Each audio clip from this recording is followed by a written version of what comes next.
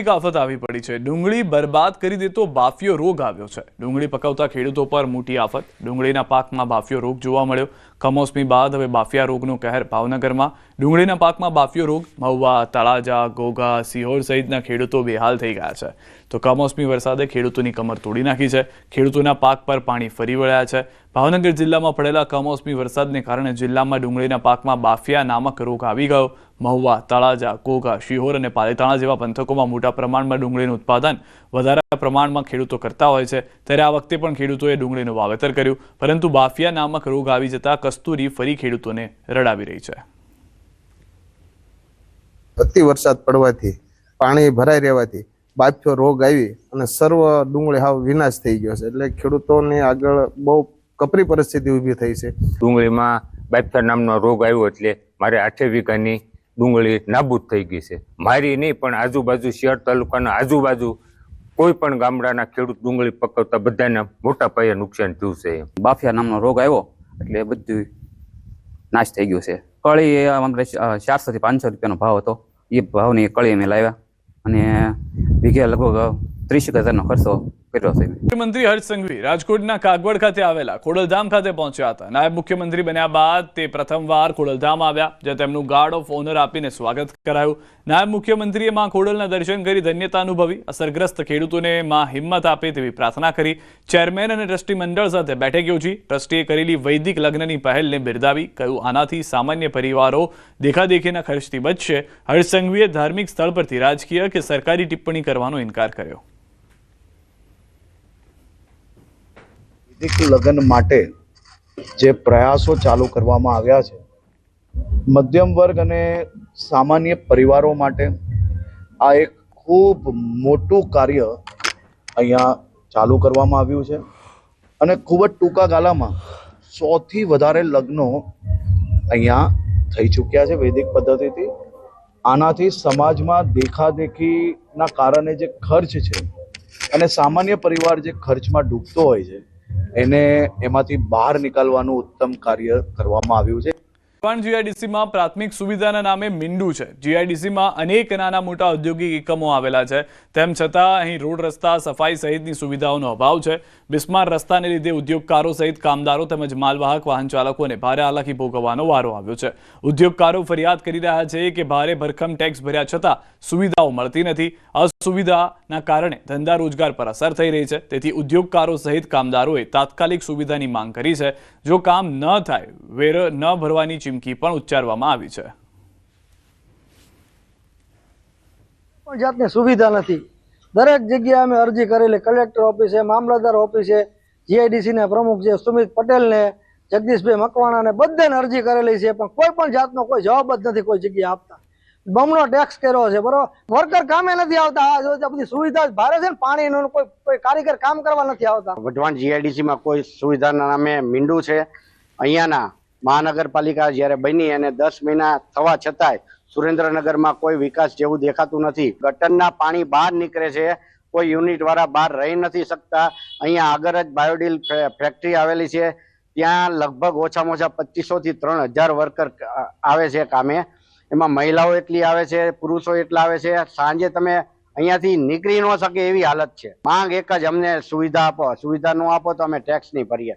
સુરેન્દ્રનગર શહેરના વઢવાણ ખાતે આવેલી જીઆઈડીસી સુરેન્દ્રનગર જિલ્લાની સૌથી મોટી જીઆઈડીસી પૈકીની એક જીઆઈડીસી છે। આ જીઆઈડીસીમાં અંદાજે 1500 થી વધુ અલગ અલગ યુનિટો આવેલા છે 4 ફેસમાં, પરંતુ આ જીઆઈડીસીમાં છેલ્લા 25 વર્ષથી સુવિધાના નામે માત્ર ને માત્ર મીંડું હોવાનો સ્થાનિક જે છે વેપારીઓ દ્વારા તંત્ર પર આક્ષેપ કરવામાં આવી રહ્યો છે। અગાઉ સુરેન્દ્રનગર નગરપાલિકા હતી, ત્યારબાદ જે છે એ મહાનગરપાલિકા બનાવવામાં આવી છે, પરંતુ મહાનગરપાલિકા બન્યા બાદ પણ સુવિધાના નામે માત્ર અને માત્ર તંત્ર દ્વારા આશ્વાસનો આપવામાં આવી રહ્યા છે। ત્યારે આગામી સમયમાં જો તંત્ર રસ્તા જેવી પ્રાથમિક સુવિધા પૂરી પાડવામાં નિષ્ફળ નીવડશે તો ઉદ્યોગપતિઓ દ્વારા વોટ નહીં, ટેક્સ નહીં અને તમામ પ્રકારની જે છે એ બહિષ્કાર કરવાની ચીમકી પણ ઉચ્ચારવામાં આવી છે। જામનગર જિલ્લા વિકાસ અધિકારીએ તમામ ગ્રામ પંચાયતોને સૂચના આપી છે કે ખેડૂતોને કૃષિ સહાય માટે ફોર્મની પ્રક્રિયામાં સરળતા રહે તે પ્રકારે કામગીરી કરવા નજરમાં આવવી જોઈએ। સાથે જિલ્લા વિકાસ અધિકારી અંકિત પન્નુએ કાલાવાડ ટીડીઓના વાયરલ લેટરને લઈને પણ સ્પષ્ટતા કરી। જિલ્લા વિકાસ અધિકારીએ કહ્યું કે મેં વેરા અંગે જિલ્લાના કોઈ પણ તાલુકા વિકાસ અધિકારીને સૂચના નથી આપી। કૃષિ સહાય પેકેજના ફોર્મ ભરવા માટે આવનાર ખેડૂત પાસેથી કોઈ પણ પ્રકારના વેરાની વસૂલાત ન કરવા સૂચના આપી છે. બધા ખેડૂતોને સરકાર તરફથી, તંત્ર તરફથી કાલાવાડ તાલુકામાં અને જામનગરના બીજા પણ તાલુકામાં 6 તાલુકામાં વગેર વિલંબ આપવામાં આવશે અને વેરાના કોઈ ઉગ્રની એના સાથે નહીં થશે. ભુવલડી ગામ પાસે અકસ્માત. કાર ચાલકે શ્રમિકોને અડફેટે લીધા. કારની ટક્કર, એકનું મોત થયું, 4 ઘાયલ. ફૂલ સ્પીડમાં આવતી કારે સર્જ્યો અકસ્માત. ઘાયલ વ્યક્તિમાંથી એકની હાલત ગંભીર છે. ઇજાગ્રસ્તને હોસ્પિટલ ખસેડવામાં આવ્યા હોવાની પણ જાણકારી મળી રહી છે. વધુ એક અકસ્માતના સમાચાર અમદાવાદથી, જેમાં કાર ચાલકે અકસ્માત સર્જતા શ્રમિકને પણ અડફેટે લીધા હોવાની જાણકારી મળી રહી છે. દ્રશ્યો જે જોઈ રહ્યા છો તેનાથી સ્પષ્ટ છે કે કેટલો ભયાનક અકસ્માત થયો હશે. એક વ્યક્તિના મોતના સમાચાર છે, જ્યારે 4 લોકો અન્ય ગંભીર રીતે ઇજાગ્રસ્ત થયા હોવાની પણ જાણકારી મળી રહી છે. ઘાતક દોરીનો મસમોટો જથ્થો ઝડપાયો છે. વડોદરાથી ચાઇનીઝ દોરી ભરેલો ટેમ્પો ઝડપાયો છે. ચાઇનીઝ દોરીના જથ્થા સાથે એક શખ્સની ધરપકડ કરાઈ છે. સાવલી સમલાયા રોડ પર ઝડપાઈ છે પ્રતિબંધિત ચાઇનીઝ દોરી. એલસીબીએ ચાઇનીઝ દોરીની 2700 નંગ રીલ કબજે કરી. ચાઇનીઝ દોરી સહિત કુલ 12 લાખથી વધુનો મુદ્દામાલ જપ્ત કર્યો. પોલીસે ટેમ્પો ચાલકની અટકાયત કરી વધુ તપાસ હાથ ધરી છે. મુદ્દામાલ સાવલી પોલીસને સોંપવામાં આવ્યો છે. વધુ માહિતી ન્યૂઝ 18 સંવાદદાતા હાર્દિક પાસેથી મેળવીશું. હાર્દિક, જે રીતની જાણકારી મળી રહી છે, પોલીસ એક્શનમાં છે, વધુ શું તપાસમાં જાણવા મળ્યું છે? બિલકુલ, જો આપણે ખાસ કરીને ચાઇનીઝ દોરીની વાત કરીએ તો પ્રતિબંધિત ચાઇનીઝ દોરી એટલા માટે કહેવાય છે કે ચાઇનીઝ દોરી જે છે તે ખૂબ જ ઘાતક સાબિત થતી હોય છે અને ઉત્તરાયણમાં પણ આપણે જોયું છે કે ઘણા એવા નિર્દોષ લોકો હોય કે પછી પક્ષીઓ હોય, બોલજીવ હોય, તે ચાઇનીઝ દોરીના કારણે મૃત્યુ પામે છે. ત્યારે ઉત્તરાયણની આગળ જ પોલીસ દ્વારા વિશેષ એક મુહિમ જે છે તે ચલાવવામાં આવે છે અને ચાઇનીઝ દોરી જપ્ત કરવાની કાર્યવાહી જે છે તે કરવામાં આવે છે. ત્યારે જિલ્લા એલસીબી જે છે તેને એક બાતમી મળી હતી અને માહિતી મળી હતી કે સાવલી સમલાયા રોડ પરથી એક શખ્સ જે છે તે ચાઇનીઝ દોરીનો મોટી માત્રામાં જથ્થો લઈને પસાર થવાનો છે.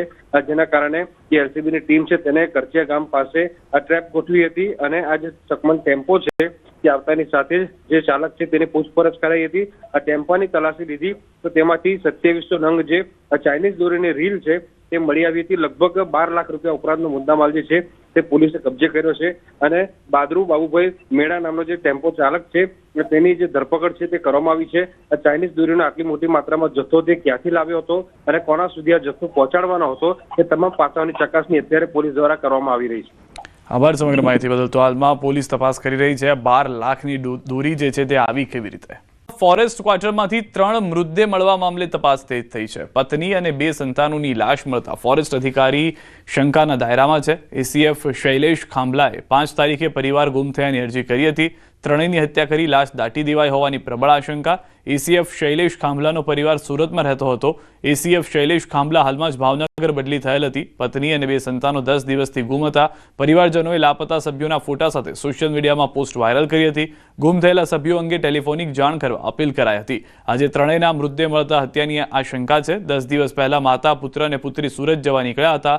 ત્રણેયના પોસ્ટમોર્ટમ રિપોર્ટ બાદ સાચું કારણ બહાર આવશે. હાલ શંકાની સોય એસીએફ શૈલેષ ખાંભલા પર. પોલીસે ફોરેસ્ટ અધિકારી શૈલેષ ખાંભલાની વધુ પૂછપરછ હાથ ધરી છે.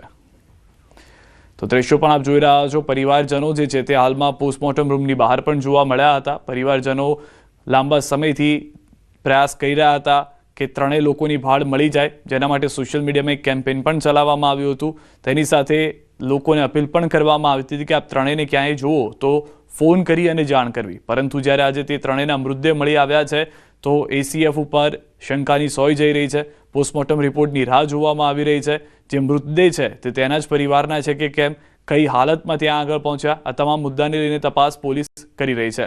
પોલીસે એસીએફની પૂછપરછ પણ શરૂ કરી દીધી છે.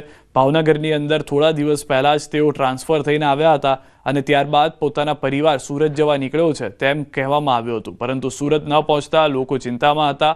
ત્યારે એ વાત ચલાવવામાં આવી કે સુરતની અંદર પરિવાર જે છે તે પહોંચે તે પહેલાં જ ગાયબ થઈ ગયો છે. ગુમ થયેલા પરિવારમાંથી 3 લોકો હતા અને હાલમાં જે દ્રશ્યો આપ જોઈ રહ્યા છો, જે મૃતદેહ બહાર નીકળ્યા છે તે પણ 3 લોકોના છે.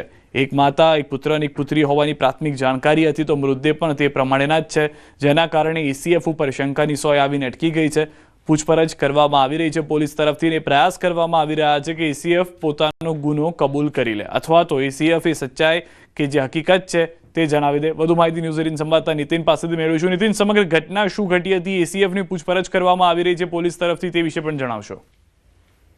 ચોક્કસ વાત કરીએ તો 10 દિવસ પહેલા જે એસીએફ છે, જે શૈલેષ કાંબલા દ્વારા ફરિયાદ નોંધવામાં આવી હતી કે તેમનો પરિવાર છે તે ગુમ થયો છે. તેઓ ભાવનગરમાં ફોરેસ્ટ વિભાગમાં એસીએસ તરીકે ફરજ બજાવે છે શૈલેષભાઈ કાંબલા. અને ભાવનગરમાં જે તળાજા રોડ પર કાચના મંદિર નજીક જે ફોરેસ્ટની કોલોની આવેલી છે ત્યાં પોતે સરકારી આવાસમાં રહેતા હોય. પરિવાર તેમનો છે તે સુરત રહેતો હોય, ત્યારે રજાના સમયમાં તે અહીંયા વેકેશન કાઢવા આવેલો હોય અને ત્યારબાદ ગત 5 તારીખમાં જાણવા જોગ એવી ફરિયાદ પણ દાખલ કરવામાં આવી છે કે તેમની પત્ની, દીકરી ને તેમનો દીકરો છે તે લાપતા થયો છે. ત્યારે આજે ફોરેસ્ટ કોલોનીમાં અત્યંત દુર્ગંધ ફેલાતા આજુબાજુના વિસ્તારના લોકોએ જાણ કરી ફોરેસ્ટ વિભાગના અધિકારીઓને, ત્યારબાદ પોલીસને જાણ કરવામાં આવી. ત્યારે સમગ્ર બાબતને લઈને સામે આવ્યું છે કે હત્યા કરાયેલી બાળકી, પુત્ર અને આ જે મહિલા છે એસીએફ શૈલેષભાઈના વાઇફ, તેમની લાશ છે તેમના ઘરની બાજુમાં જ દાટેલી હાલતમાં મળી આવેલી છે. હાલ તો પીએમ પેનલ માટે ભાવનગર પોલીસ. જી આભાર નીતિન સમગ્ર માહિતી બદલ.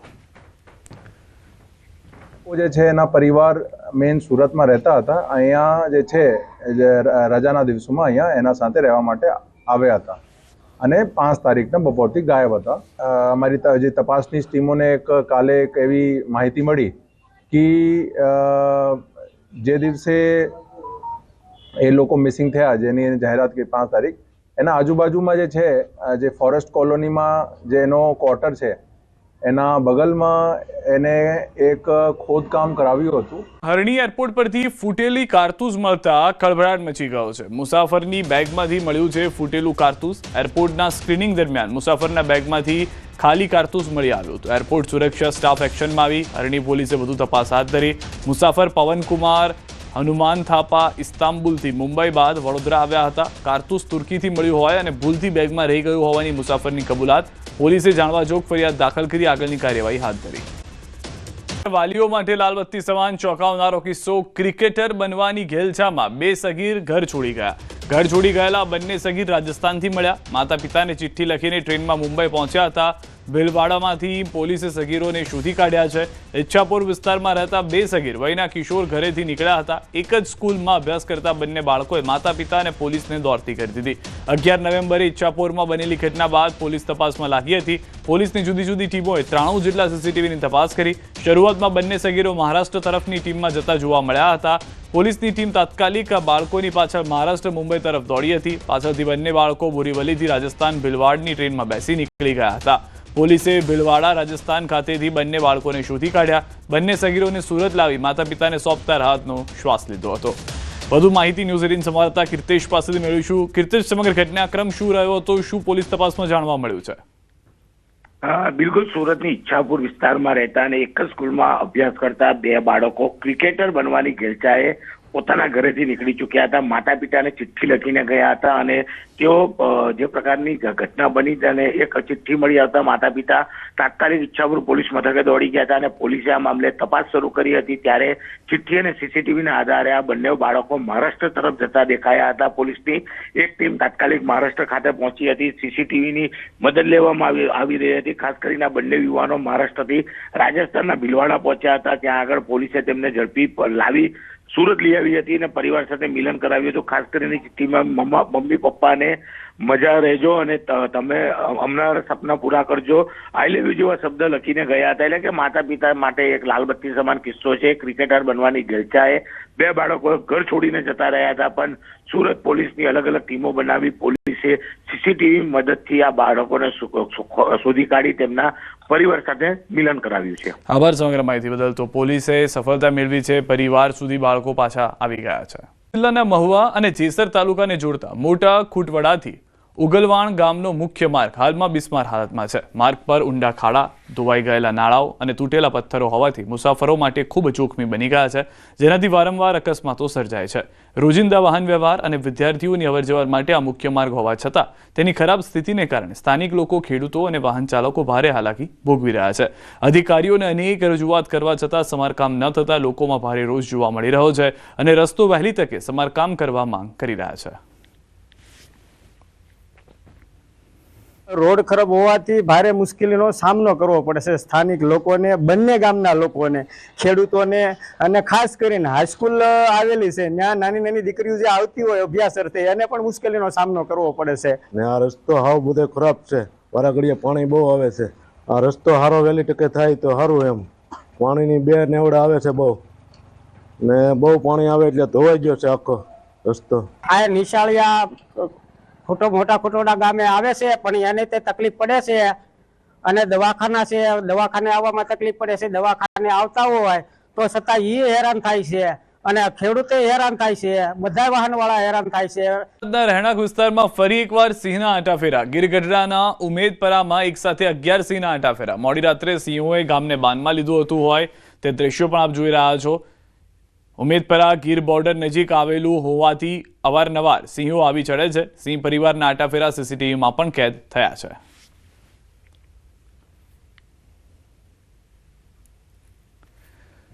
વલસાડ શહેરમાં રખડતા પશુઓનો આતંક દિવસે ને દિવસે વધી રહ્યો છે. વલસાડના કૈલાશ રોડ પર 2 આંખલાઓ યુદ્ધે ચડ્યા હતા, જેનો વિડીયો સામે આવ્યો છે. લાંબા સમય સુધી આંખલાઓએ રસ્તા પર ઢીંગો જમાવ્યો હતો. લડતા આંખલાઓને છૂટા પાડવા પસાર થતા રાહદારીઓ, વાહન ચાલકો અને આસપાસના લોકોએ અનેક પ્રયાસો કર્યા હતા, પરંતુ તેમ છતાં આંખલાઓએ લાંબા સમય સુધી લડતા જ રહ્યા હતા. આમ રસ્તાની વચ્ચે આંખલા યુદ્ધ જામતા પસાર થતા લોકોના જીવ તાળવે ચોંટ્યા હતા. મોટી અગરિયા ગામને જાણે કે સિંહના ટોળાએ બાનમાં લીધું હોય તેવા દ્રશ્યો જોવા મળ્યા છે.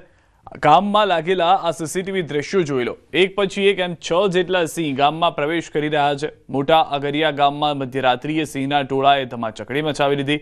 ગામમાં સિંહના પ્રવેશ થતાની સાથે જ પશુઓ, શ્વાન જીવ બચાવવા દોડતા નજરે પડ્યા. સિંહનું ટોળું શિકારની શોધમાં ગામમાં ધસી આવે છે. સિંહ પશુઓ પાછળ દોડ મૂકતા નજરે પડ્યા. આ તરફ ગામના સ્થાનિકોએ વન વિભાગ સામે પણ સવાલ ઉઠાવ્યા. તેમનું કહેવું છે કે છેલ્લા 1 વર્ષથી રેન્જમાં આરએફઓની જગ્યા ખાલી છે. 4 મહિનાથી ડિવિઝનના વડાની પણ જગ્યા ખાલી છે, જેને તાત્કાલિક ભરવામાં આવે છે.